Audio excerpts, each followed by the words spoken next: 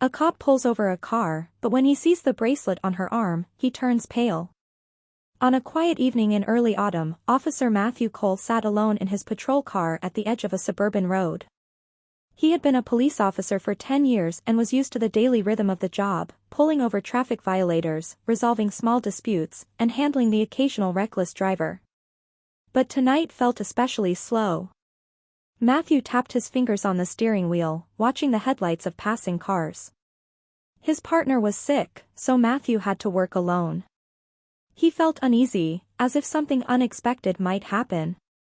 His radio crackled with a routine call, nothing urgent.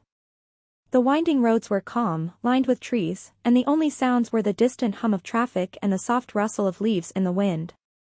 Matthew sighed, wishing he could finish his shift and head home to a quiet dinner. At that moment, a late-model sedan caught his attention.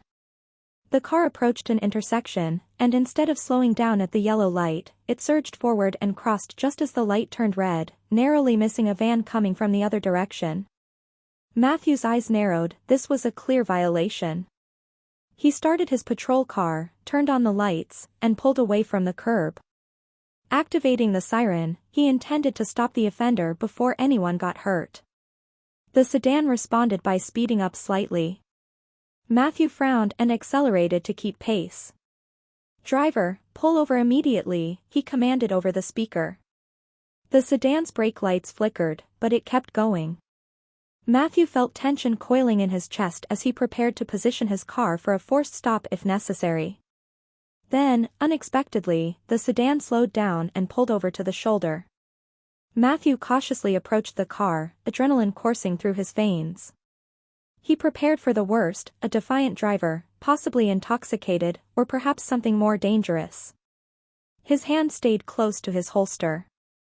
The car's interior light turned on as he tapped on the window. The tinted glass slid down, revealing a young woman, perhaps in her mid-20s, with large, dark eyes set in a pale, drawn face. Her trembling hands gripped the steering wheel tightly. "Good evening, ma'am," Matthew began, his voice firm but calm. "Do you know why I pulled you over?" He noticed her eyes were red, as though she had been crying. She didn't respond immediately, just nodded slightly, her lower lip quivering. The silence hung heavily in the air. "I need your license and registration," he instructed. She fumbled in her purse, her movements shaky. Matthew noticed a child's booster seat in the back, and a small teddy bear rolled onto the floor as she searched. So, she had children. His frustration with her reckless driving grew. Endangering a child by running a red light, he would make sure she understood how irresponsible that was. When she handed over her license, he read her name, Sarah Hall. He stepped back to check her information on his system. No warrants, just a few minor infractions. But running a red light was serious. He returned to her window. "Miss Hall," he began, his tone stern. "You nearly caused an accident. There's no excuse for that. Is there a reason you were in such a hurry?" Sarah swallowed hard, tears slipping from the corners of her eyes. She opened her mouth but couldn't form any words.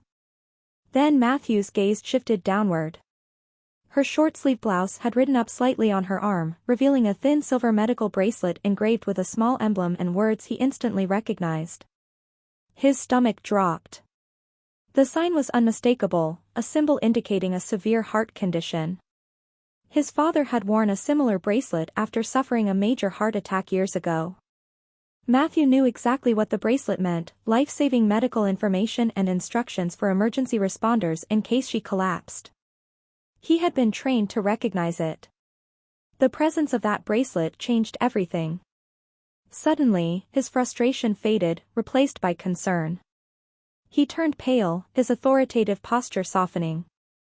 This wasn't just a reckless driver, this was someone possibly in severe distress. Maybe she had experienced dizziness or chest pain, or perhaps she was rushing home for her medication or to the hospital. "Ma'am," Matthew said gently, "I see your medical alert bracelet. Are you feeling okay? Do you need help?" His tone was soft and calm, realizing a different approach was needed.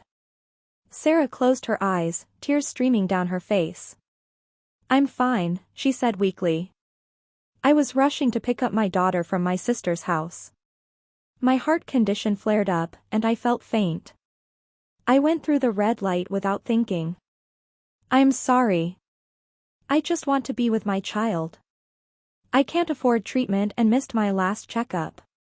Things have been so hard." She lowered her head in shame. "I know I made a mistake. You must think I'm reckless." Matthew's heart ached for her. He remembered his father's struggle with heart disease and recognized the pleading tone in Sarah's voice. His anger dissolved, replaced by empathy. "I don't think you're reckless," he said softly. "I think you're scared, and I understand that." She looked up, surprised. "This doesn't excuse running a red light, someone could have been hurt," he continued. "Do you need medical attention right now?" "No," she replied. "I have medication at home." I panicked and shouldn't have driven like that, especially with my child's seat in the back. Matthew took a deep breath. He could issue a ticket, but she needed compassion more than punishment. "Let's step out of the car for a moment," he said, guiding her to the back of his patrol car, where they stood under the soft glow of the streetlights. "I can't ignore the traffic violation, but let's find a way to make sure you're safe on the road." Sarah shook her head, tears flowing anew. "I have no one else. My sister helps watch my child sometimes, but she can't always do it. My job barely covers rent and my medication. I know I shouldn't have driven like that. I was afraid of losing custody if I didn't get my daughter on time. The stress, the fear. I guess I lost my head." Matthew's heart ached. He wondered what small step he could take to ease her burden. He remembered a local community program that offered assistance to patients with chronic conditions. Maybe he could refer her. He thought about the hospital's financial aid programs and realized he could at least show her some kindness now. He looked into her tear-filled eyes. "This is what we'll do, Miss Hall. I'll write a minimal ticket, just a small warning fine, so we have a record of the violation. But I won't charge you heavily. In return, I ask you to promise you'll never drive in that state again. If you feel faint or stressed, pull over and call someone. Don't risk it."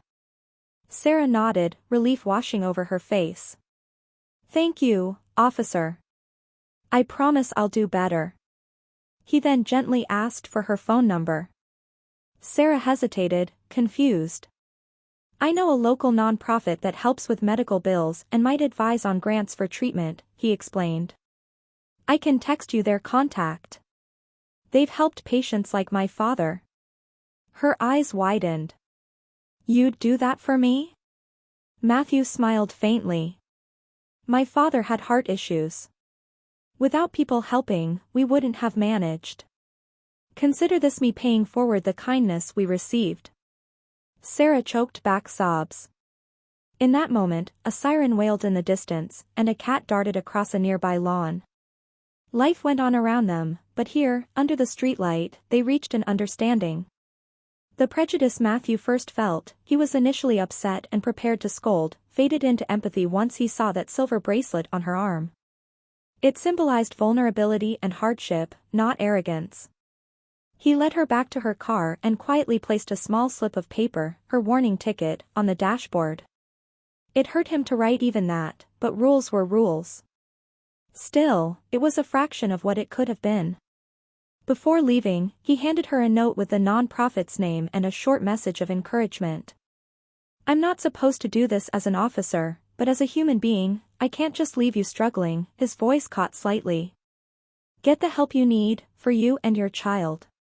If I see you again, I hope it's under better circumstances." Sarah took the note, her tears drying. "I'll never forget your kindness."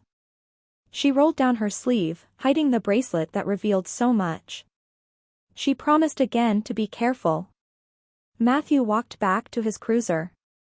As he pulled away, he saw her car's headlights turn on, driving off slowly and cautiously. He imagined her making safer choices now, finding help, and giving her child a better future.